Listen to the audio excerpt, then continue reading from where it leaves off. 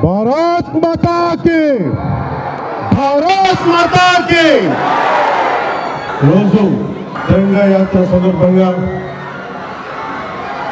మన ఆంధ్రప్రదేశ్ విజయవాడలో ఇక్కడికి విచ్చేసిన తెలంగాణ యాత్రకి మద్దతు తెలుపుతున్న సమస్త ప్రజానికానికి, ఆడపడుచులకి, అక్క చెల్లెలకి, అన్నదమ్ములకి, ప్రతి ఒక్కరికి పేరు పేరున హృదయపూర్వక నమస్కారం.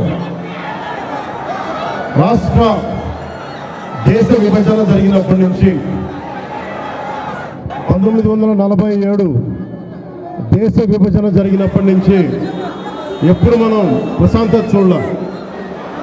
అడ్డగోలుగా లక్షలాది మంది నరికేశారు అప్పుడు పాకిస్తాన్ విభజనప్పుడు. ఆ రోజు నుంచి ఈ రోజు దాకా ఏదో ఒక సందర్భంలో వాళ్ళ దేశాన్ని, పాకిస్తాన్ని వాళ్ళు ఏలుకోలేక బలపడుతున్న మన దేశం, అభివృద్ధి చెందుతున్న మన దేశం ఎలాగైనా సరే దీన్ని వెనక్కి నెట్టాలి, అభివృద్ధిని ఆపాలి అనే ప్రయత్నాలు పాకిస్తానీ కొన్ని దశాబ్దాలుగా చూస్తున్నాం.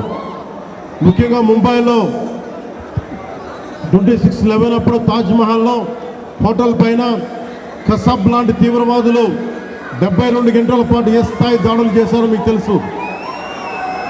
అలాగే బాంబే పేలుళ్ళు కానీ, కోయంబత్తూరులో బాంబు పేలుళ్ళు కానీ, అలాగే గోకుల్ చాట్ కానీ, గోకుల్ చాట్ పేలుళ్ళు కావచ్చు, లుంబిని పార్క్ పేలుళ్ళు కావచ్చు, జామా మస్జిద్ పేలుళ్ళు కావచ్చు, వీటన్నిటికీ వెనక పాకిస్తాన్ హస్తం ఉంది. వారు ముఖ్యంగా ఒకవైపు సరిహద్దుల్లో మనం ఈ రోజున విజయవాడలో కూర్చొని, ఆంధ్రప్రదేశ్లో కూర్చొని మనం ఇట్లా తిరగలుగుతున్నామంటే జమ్మూ కాశ్మీర్లో కానీ, హర్యానాలో కానీ, రాజస్థాన్లో కానీ, సరిహద్దు రాష్ట్రాలు ఏవైనా సరే ఇంత ప్రశాంతత ఉండదు.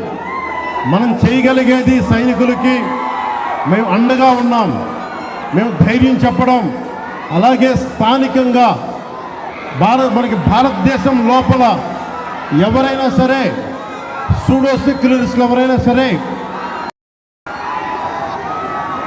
సెక్యులరిజం పేరు మీద సూడో సెక్యులరిస్ట్ వాదులు ఇది భారతదేశ ఆర్మీని కానీ, డిఫెన్స్ ఫోర్సెస్ని కానీ బలహీనపరిచే విధంగా, హింసపరిచే విధంగా అలాంటి వ్యాఖ్యలు చేస్తే మటుకు మనందరి కర్తవ్యం